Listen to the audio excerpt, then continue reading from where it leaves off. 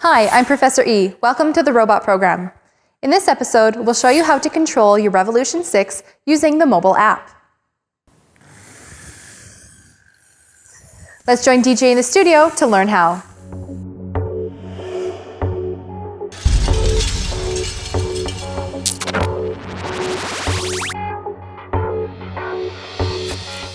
You don't just have to use the PC software to control your robot, you can also use other devices. DJ, why don't you tell us about the other options? Yeah, we have a few right here. These are some Android devices, and of course we have my personal iPhone. We're going to be using the iPhone to demonstrate, but the exact same process, the exact same app, runs on your Android devices. So tablet and phone. You bet. So we're going to get the app first. We're going to get that from the App Store. Let's select the App Store and choose Search, and we're going to search for Easy Robot. There it is. And there's our app. Select it to download it and install it on your device. Once installed, choose the Open button, and the app will load. You're presented with the terms of use for Easy Builder. It's the exact same terms of use you would have seen on the Windows version. Read it, scroll down, and choose I agree. There are over 3,000 apps created by community members all around the world, just like you, inside of our App Store. So remember, that's not going to create a new app on your phone. It's just going to download an internal app that you access through the Easy Builder app. The first thing we're going to do is select Preferences and add our email address that you use to register on the Easy Robot website. And press the Save button. Now choose Public Easy Cloud Apps. This is where we're going to get the app from our Easy Cloud App Store. We're not going to add any search criteria, so just press the Search button to skip over.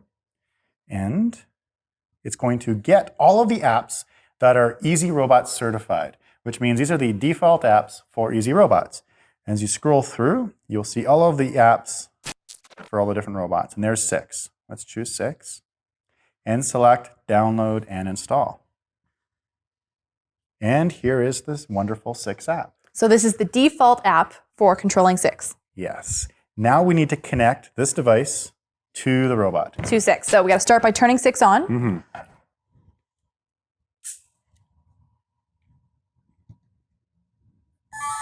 Now that it's booted up, your freshly charged 6, mind you, right? It just came off the charger before you started running this episode. Yep. Okay. Now we're going to choose the Connect button, and we will choose the Wi-Fi network. Select Settings, and scroll up to your Wi-Fi network selection menu, and look for the EasyB Wi-Fi. There it is. Now we're going to return to the Easy Builder app. Pressing the Connect button will initialize 6, and he'll come to life. Okay, so he's going to go into his calibration position. Here we go. There we go. Hi, 6. Nice to see you. We can push the back button out of this menu to return to the main interface. As you can see, the camera is recording live. There's our friendly camera guy, Andreas. Hello, Andreas. And of course, we can use the joystick to start making the robot move. So let's have him turn and walk forward and backwards. And one of my favorites, which is the rocking horse. I love the rocking horse. Now use the joystick, just tap it to stop any of the animations, and he'll go back into a stop position. We can also use the other buttons here, such as the curl dance, leg dance, and of course, get into play some music. And you can dance along with your 6. And press the stop music button to stop him from dancing. One of my favorite ways to play with 6 is using this joystick on the right here, because when I move it, check that out. Isn't that neat? All right, so this is controlling all his motion just in the same spot. All of his servos, yeah. So I can look up, I can look down, look to the right, look to the left, look to the left and up and down. Isn't that great? That's pretty cool. It is. And let's see, what else should we do with 6? Why don't we try making our own program? Making our own program. Okay, Yeah. That'll be a lot of fun. In the top left of your app, you have a little icon, which we call the Hamburger. Did you know that? I didn't know that. So in design of apps, this is a side note, a little educational knowledge here for you. When you're designing apps and designing web pages, when you have a little menu with the 3 little bars, that's actually called the Hamburger. So we've got the 2 buns and the hamburger in the middle. The Hamburger. So push the Hamburger, And that'll going to bring you into a menu now where you can choose RoboScratch, Blockly, and a bunch of other stuff. So let's use RoboScratch. So in RoboScratch, we now have a left menu we can scroll through. We have lots of things we can get the robot to do. So how about I just come up with something we can get the robot to do? Yeah, let's do it. Let's make our own program. So I'm going to turn the robot around here. And I'm going to make the robot move forward for 2 seconds. And then I'm going to have the robot speak. So I'm going to use the microphone. And I'm going to choose microphone wait. It's not going to pass that block until it's finished speaking. I'm going to record my voice by tapping on the block and saying yes to using the microphone and say, hey, is anyone out there? And I'll choose back. And then I'm going to select from the very bottom here, wait for a face. You see that? Okay, so now once the robot sees a face, now we want the robot to speak again. So we'll scroll up. And this time I'm just going to select the regular mic. That way it's not going to wait until it's completed. Now I have multiple options here. Those are slots for audio. 0 already has something in there. Hey, is anyone out there? Now if I select 1, I can now record something new in that slot. Oh, it's really nice to see you. So we've got 9 different channel options to make 9 different audio clips. I'm now going to choose action wait, and I'm going to select the wave motion here. And then finally at the very end, I'm going to select take a photo. Okay. Yeah, let's take a look at our program and see what it's going to do, and then I'm going to be the face. Okay. We'll see what happens. So we've told our robot we want it to move forward for 2 seconds. The microphone is then going to wait until it's finished playing whatever we recorded on channel 0. Then it's going to wait until it sees a face. And once it sees a face, it's going to play whatever was on channel 1 that we recorded, but it's not going to wait. So while it's playing that, it's going to wave. And once that action is done, then 6 is going to take a photo. And where do these photos get saved? These photos get saved on my phone. So you can use this again and again to take photos of your friends. You can. All right, let's try it and see if it works. Let's try it out. So make sure there's enough room for 6 to walk. So I'm going to push start. Hey, is anyone out there? Okay, he's waiting for a face. Oh, it's really nice to see you. Hi, 6. Oh, that's really cool.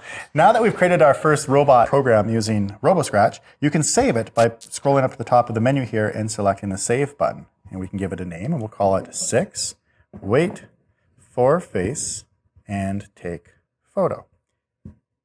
Now we can reload that again and again. Take lots of photos, and now they're stored on your phone. Yes.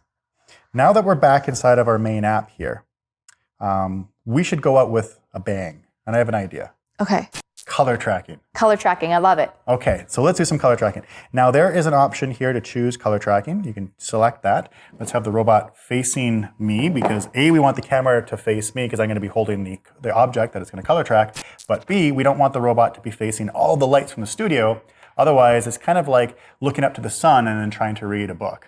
You're not going to be able to focus because of the brightness. So you don't want your robot looking into the sun. You want the light behind your robot. Yes. So this is the robot ball that we're going to use. We use this for all the robot tracking. And we're going to select color tracking here. And right away, the robot comes to life. And it starts tracking the red on the football. So red is the default color for color tracking. And if you watch future episodes, we'll show you how to program it yourself and change the colors. But for now, we're using red. And it's a good thing you're wearing a blue shirt, because that way the red shows up nice. What would happen if you were wearing the red shirt? If I was wearing a red shirt, well, of course, the robot would try to track me because I would be the color red. Red is common for tracking for robots because there's not a lot of red in nature. You don't see red trees. You don't have a lot of red in your home probably either. So red is a very common color for robot tracking. And this is too much fun. I got to put this away before I spend the rest of the episode just playing with 6 tracking a color. I deselected the checkbox, so now he's back into his normal mode here. And why don't you finish off with my favorite pose? Which one's that? Shut down. Shut down, okay? Before you put your 6 away, it's a good idea to push the shut down button because he'll curl up and he'll be nice and compact to put inside your bag. Look at that. Look how small he goes. So a cute little bundle. So as you can see, there's lots you can do with the mobile app, and in future episodes, we'll show you more things that you can do with your 6 robot. Take care.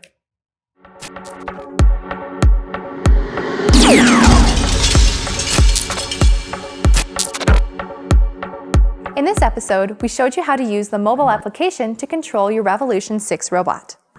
Remember to start with a fully charged 6, and then you're going to choose which device you want to use. The application will work on any tablet or phone as long as it's Android or iOS based. Download the application from the respective app store for your device.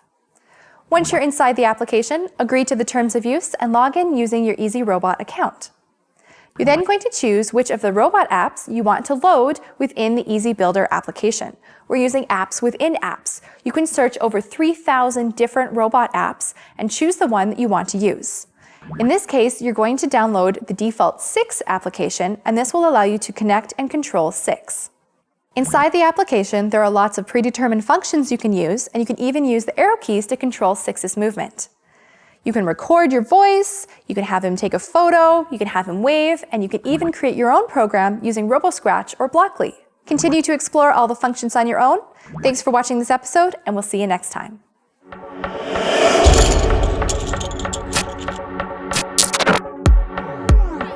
How does the mobile app connect to a robot?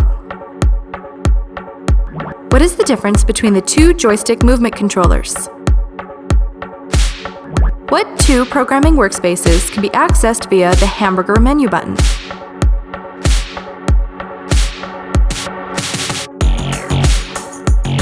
Find the answers at therobotprogram.com.